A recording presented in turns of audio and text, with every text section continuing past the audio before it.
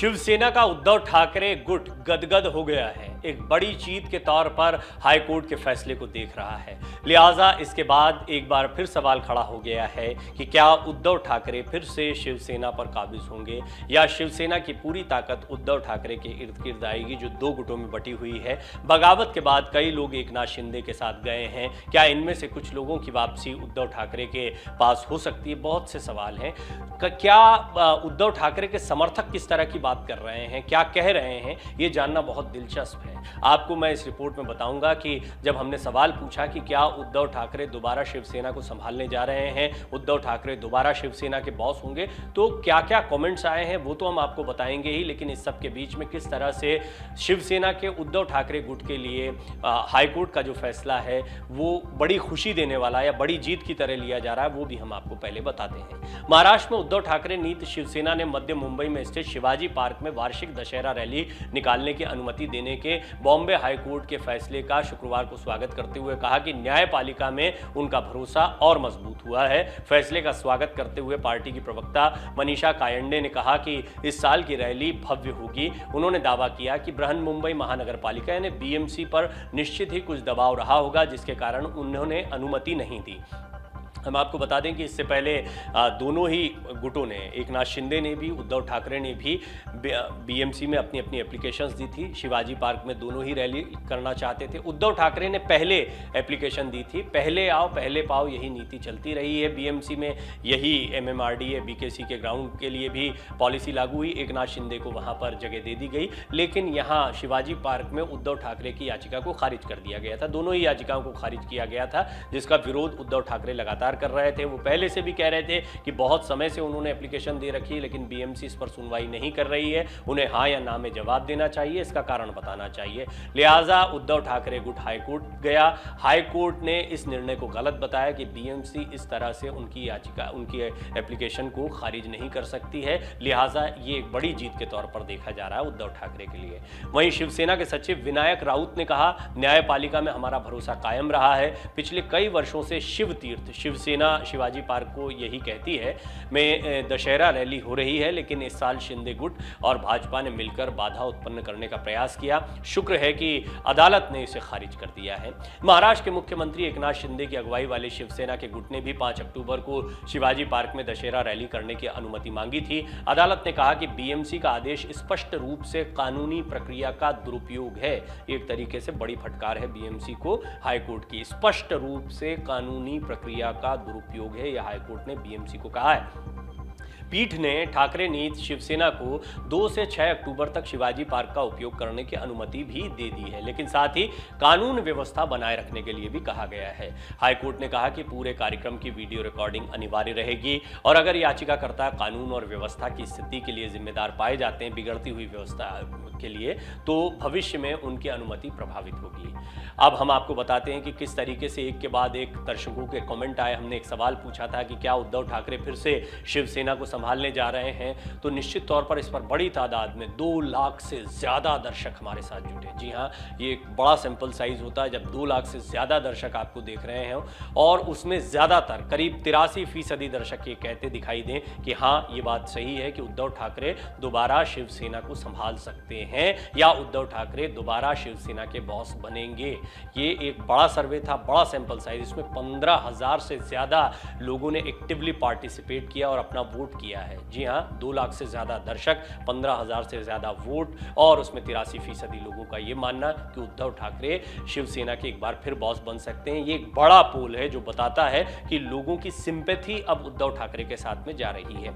इस सिंपैथी की बात को नज़रअंदाज बीजेपी और शिंदे गुट भी नहीं कर रहा है। सभी जानते हैं कि उद्धव ठाकरे ने जिस तरह से लोगों के बीच में जाकर बाला साहब ठाकरे की विरासत की बात कही है, आदित्य ठाकरे को आगे किया है, पीठ में छुरा घोंपने वाली बात कही है, गद्दारी की बात कही है और भी तमाम आरोप वो कड़े शब्दों में लगाते रहे हैं। इससे ये स्पष्ट हो जाता है कि वो धीरे धीरे लोगों में ये बात जचाना चाहते हैं, जमाना चाहते हैं कि उनके साथ एक धोखा हुआ है और इस धोखे की वजह से उनकी सरकार चली गई है। एकनाथ शिंदे और बीजेपी ने मिलकर उन्हें कमजोर करने की एक साजिश रची है। ये बात भी उद्धव ठाकरे कहते रहे हैं।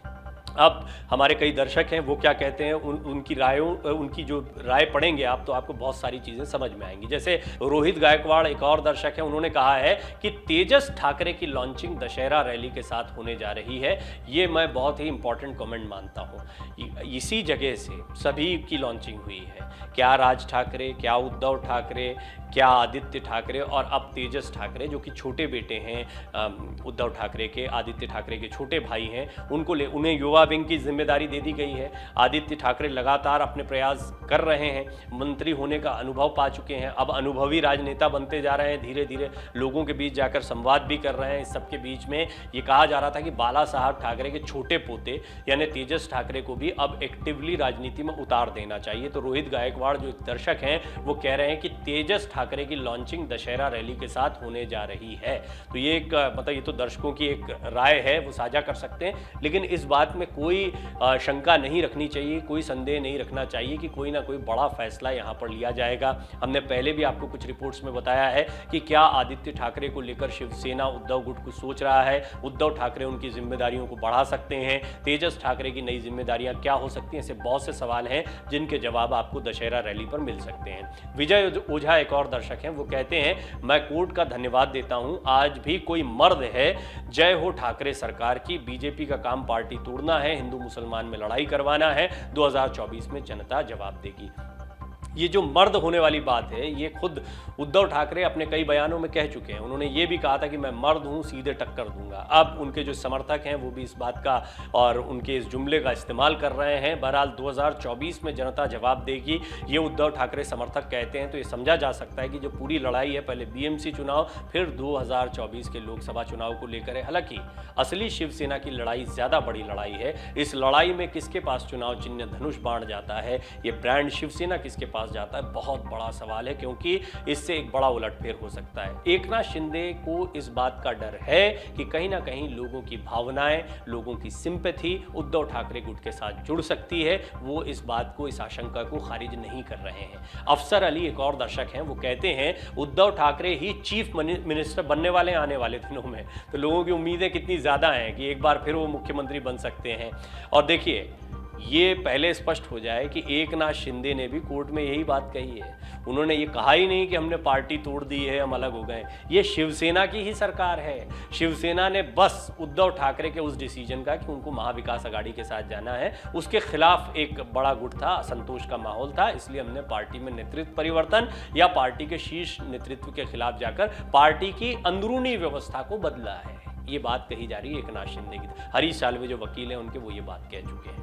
बहरहाल अब लोगों को लगता है कि अगर शिवसेना की ही सरकार चल रही तो आने वाले दिनों में उद्धव ठाकरे भी मुख्यमंत्री बन सकते हैं। उनके समर्थक इस उम्मीद के साथ भी बैठे हैं। दीपक साहू हैं शिवाजी पार्क में, वो क्या कह रहे हैं वो भी जानिए। शिवाजी पार्क में दशहरा मेला परमिशन मिलने से मराठी मानुष की अस्मिता मजबूत होगी। मराठी मानुष की अस्मिता को लेकर तमाम चुनाव होते रहे हैं। शिवाजी पार्क में मराठी मानुष अस्मिता की सबसे ज़्यादा बात अगर किसी ने की है तो वो बाल ठाकरे हैं। मराठी मानुष की अस्मिता का मुद्दा अगर उठाया तो बाल ठाकरे ने उठाया, शिवसेना ने उठाया। उसके बाद में राज ठाकरे ने लगभग बिल्कुल उसी अंदाज में इस मुद्दे को उठाते हुए अपनी राजनीति को चमकाया। अब देखना होगा कि ये मराठी मानुष वाले जो बात है ये अब कितनी इफेक्टिव उद्धव ठाकरे के लिए साबित होती है। इसमें भी कोई दो राय नहीं है। उद्धव ठाकरे दूर हुए लोगों से, वो कभी बीमारी की बात कहते हैं। कांग्रेस एनसीपी के साथ जाना उनका जो निर्णय था वो भी एक बड़ा गड़बड़ निर्णय माना जाता है। हमने आपको एक रिपोर्ट दिखाई है कि 5 बड़ी गलतियां कौन सी रही हैं उद्धव ठाकरे की। उससे बड़ा स्पष्ट हो जाता है कि कई ऐसी गलतियां रहीं जो उद्धव ठाकरे कर गए, जिसकी वजह से एक अस्थिर सरकार रही और अब वो पार्टी से भी हाथ धोते दिखाई पड़ रहे हैं। लेकिन अब लोग एक बार फिर सोच रहे हैं कि उद्धव ठाकरे ने गलतियों से सबक लिया होगा। ये मराठी मानुष की अस्मिता का मुद्दा जो है एक बार फिर उठकर आएगा। सच्चिदानंद मोहंती एक और दर्शक हैं, वो कहते हैं एक चीज याद रखें, ये फैसला कोर्ट का है। इसके मायने समझिए, मुझे इंपॉर्टेंट लगा ये कमेंट। बीएमसी की तरफ से ये फैसला नहीं लिया गया, बीएमसी ने तो खारिज कर दी थी एप्लीकेशन। हालांकि शिवसेना उद्धव गुट की तरफ से कहा गया कि बीएमसी की भी कुछ मजबूरियां रही होंगी, वो बीएमसी पर हमला नहीं कर रहे हैं, कोर्ट के फैसले का स्वागत कर रहे हैं। और दर्शक कह रहे हैं कि एक चीज याद रखें, फैसला कोर्ट का, यानी कोर्ट नहीं होता तो शायद कभी भी उद्धव ठाकरे के पक्ष में कोई फैसला नहीं जाता। भूपेंद्र श्याम सिंह राजौरा हैं एक दर्शक, वो कहते हैं उद्धव जी ही शिवसेना के असली मालिक हैं, लालची लोगों की कोई जमीन नहीं होती। वहीं एक और दर्शक हैं सूर्या संग्राम, वो लिखते हैं असली शिवसेना उद्धव जी की ही है, शिंदे गुट बोगस है। मोहनलाल यादव एक और दर्शक हैं, वो लिख रहे हैं सिर्फ इस रिपोर्ट के बारे में कि बेहद अच्छी खबर है। ये अच्छी खबर शिवसेना के लिहाज से, शिव सैनिकों के लिए, खासतौर पर वो जो उद्धव ठाकरे को अपनी शिवसेना मानते हैं उनके लिए हो सकती है। एक दर्शक है मीन, उनका नाम कुछ इस तरह से ही लिखा हुआ है, उद्धव ठाकरे असली शिवसेना है क्योंकि शिंदे वो हैं जिन्होंने उद्धव की पीठ में छुरा भोंका, गद्दारी की है। ये बात उद्धव ठाकरे कई बार कह चुके हैं, बाकायदा सामना के लिए लेख में ये बात कह चुके हैं। जब संजय राउत ने उनका इंटरव्यू लिया था तब ये बात कह चुके हैं, कई भाषणों में ये बात कह चुके हैं, सार्वजनिक रैलियों में अपने कार्यकर्ताओं से बात कह चुके हैं। नज़ीर अहमद शेख हैं एक दर्शक, वो लिखते हैं हम उद्धव ठाकरे के प्रयासों की सराहना करते हैं। जावेद खान का कहना है कि मुंबई में शिवसेना का राज रहेगा। देखिए आप देख रहे हैं कि हालांकि ऐसा नहीं कि मुस्लिम समर्थक नहीं रहे या बहुत बड़ी तादाद में देखने को नहीं मिलते शिवसेना के, लेकिन उद्धव ठाकरे की इमेज में बहुत परिवर्तन आया है। वो अब सिर्फ हिंदुत्व के मुद्दे को लेकर नहीं चल रहे हैं, लेकिन क्या हिंदुत्व का मुद्दा छोड़ना उनको भारी पड़ सकता है? एक बहुत बड़ी बात है, एक बहुत बड़ी बात है। और क्या इससे वो बहुत बड़ा वोट बैंक उनका खिसकता है जो बाला साहब ठाकरे से जुड़ा हुआ था? क्योंकि महाविकास आघाड़ी के साथ जुड़ने के बाद से ही उद्धव ठाकरे का स्टैंड बिल्कुल बदल गया था इन मुद्दों को लेकर। बहरहाल ये आने वाला समय बताएगा कि इन मुद्दों को किस तरीके से वो उठाते हैं। उद्धव ठाकरे ये भी कह चुके हैं कि हमें हिंदुत्व बीजेपी से नहीं सीखना है, हमें पता है कि हिंदुत्व का मुद्दा क्या होता है, हम ही ने इसको उठाया है। बाला साहब ठाकरे वो शख्स थे जिन्होंने कहा था गर्व से कहो हम हिंदू हैं, ये नारा उन्होंने दिया था। सुशील वर्मा कहते हैं कि उद्धव ठाकरे इज रियल शिवसेना।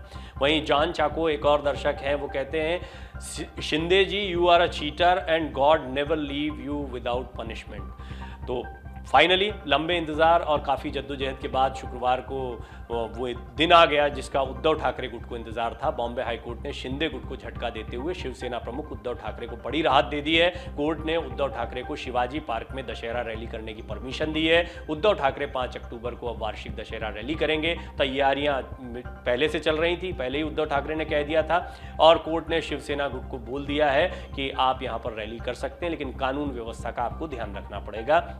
शिवसेना को हरी झंडी मिलने के बाद से ही सियासी गलियारों में खबरें तूल पकड़ने लगी है कि शिवसेना को क्या फिर से उद्धव ठाकरे ही संभाल पाएंगे, शिवसेना पर उद्धव गुट का ही अधिकार है न कि दूसरे गुट का, इस तरह के सवाल उठने लगे हैं। बातें तो यहाँ तक होने लगी कि शिवसेना के तीर कमान पर चल रहे विवाद पर भी जल्द सुनवाई होगी। इस सुनवाई में भी क्या उद्धव ठाकरे की जीत होगी? जिस तरह से बार बार कानून पर भरोसा होने की बात अब उद्धव ठाकरे गुट कह रहे हैं और उनकी असली लड़ाई वहाँ कानूनी तौर पर ही साबित होना है। देखना होगा कि किसको मिलता है तीर कमान का निशान। हालांकि तीर कमान किसको मिलेगा या असली शिवसेना कौन है, इस पर अभी फैसला बाकी है। उद्धव को मिली जीत के बाद अमर उजाला ने जब दर्शकों से पूछा कि क्या उद्धव ठाकरे शिवसेना को संभाल पाएंगे, तो बहुत ही चौंकाने वाले नतीजे आए हैं। हमने जैसा आपको बताया कि 15,000 से ज़्यादा पोल हैं, 2 लाख से ज़्यादा दर्शक हैं और ज़्यादातर ये मानते हैं कि हाँ, उद्धव ठाकरे ही शिवसेना को संभाल पाएंगे।